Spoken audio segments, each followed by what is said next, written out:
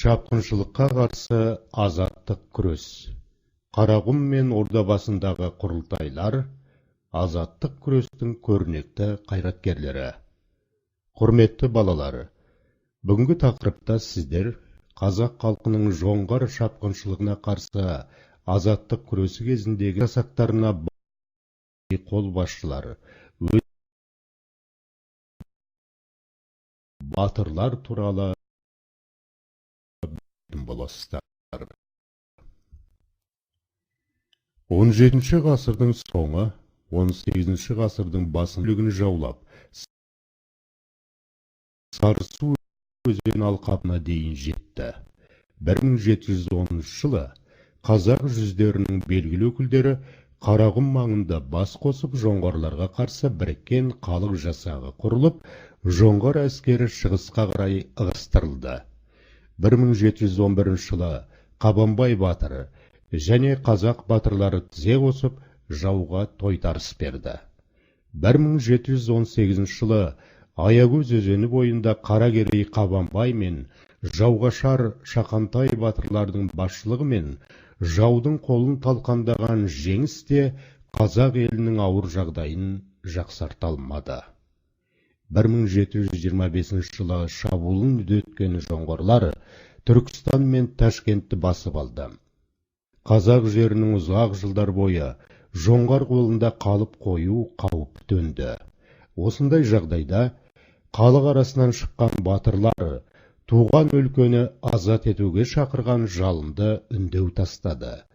Жан жаққа алып қашқан рулардың басын біріктіріп, жоңғарларға қарсы бір тұтас әскер ұйымдастыруда, әсіресе Қанжығалы Бөгенбай батыр ерекше көзге түсті. Қазақтың 300 жасақтарының басқыншыларға қарсы тізе қосып біріккен қимылдары 1726 жылы басталды. Осы кезге дейін жауға тиіп қашып қарсылық көрсетіп келген қазақ жасақтары енді тізе қосып қимылдауға кірісті. 1726 жылы Торғай даласында Сарысудың орта ағысы алқабында Бұланты өзенінің жағасында біріккен қазақ жасағы жоңғарларға ойсырата соққы берді. Қарасиыр деген жерде болған қанды шайқас қазақ, қырғыз және басқа халықтардың 60 мыңдық қолының толық жеңісімен аяқталды. Қалмақ қолдары тас талқан болған сол жер кейіннен Қалмақ қырылған деп аталып кетті. Бұл жеңістің қазақ халқының рухын көтеруде орасан зор маңызы болды. Ендігі мақсат толық қалпына келтіру еді. Қазақ билеушілеріне қарсы соғысқа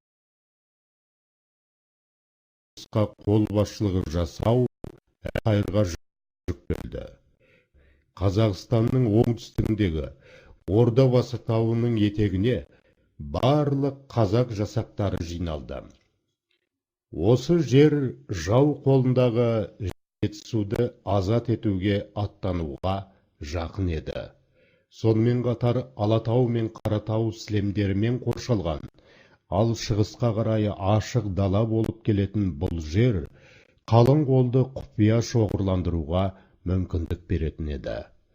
Қазақ әскерінің одан әрі жылжу бағыттары Боралдай және Қошқар Ата өзендерінің жоғарғы сағасындағы Үлкен Орда қонған, Кіші Орда қонған, Әбілқайыр сайы деген жер аттарынан да байқалады.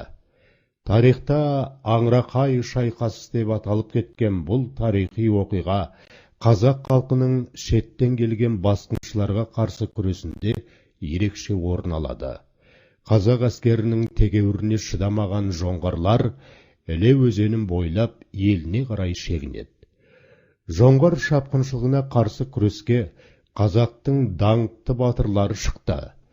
Елдің қорғаны болған батырлар Қаракерей Қабанбай, Ерасыл жоңғарларға қарсы күресті ұйымдастырушы, әрі шайқастарға 40 жылдай қатысып, ерекше дарындылығы, батырлығы мен батыр атанған.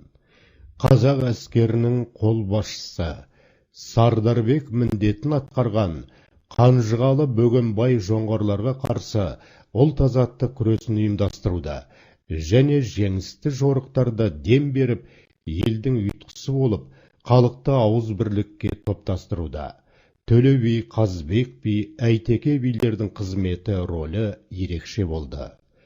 Бөгенбай батыр 60 жылдан астам жаугершілікте болады.